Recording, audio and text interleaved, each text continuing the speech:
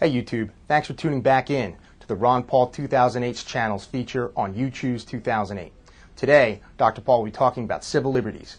So remember, subscribe to our channel and stay tuned. Specifically on the Patriot Act and the Real ID card.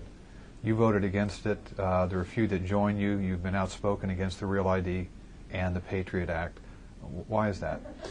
Well, because it undermines civil liberties, and the Real ID is a national ID card. A lot of conservatives supported the Real ID card because it was promoted as, that's how we're going to keep out the illegal aliens. Right. But once again, why register law-abiding American citizens if it's the illegals that are coming in or a terrorist coming in? Do you think they'll either use the law and obey the law or abide by it and get in, or just disapprove of it? But this Real ID, although it's done through the state driver's license, is really nationalized, and we're very fortunate. That's another example of how the people are waking up. Several states now have voted to reject this whole idea of accepting the national ID under threat that they will lose some government funding, federal government funding. So that is very encouraging. And but the Real ID is a national ID card. It means that eventually, if we let this go, we will be showing our papers for every single thing we do.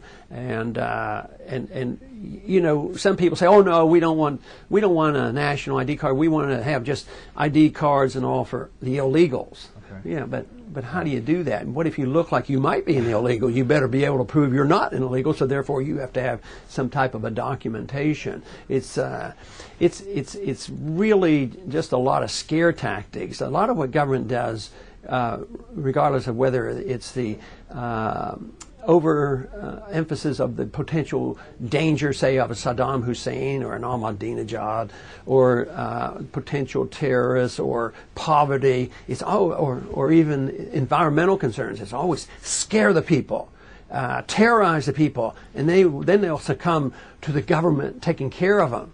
And of course, that raises the question of the wisdom, reminds us of the wisdom of Franklin, who said, if people start giving up their liberties for the sake of security, the ultimate result then is going to be that we'll have neither.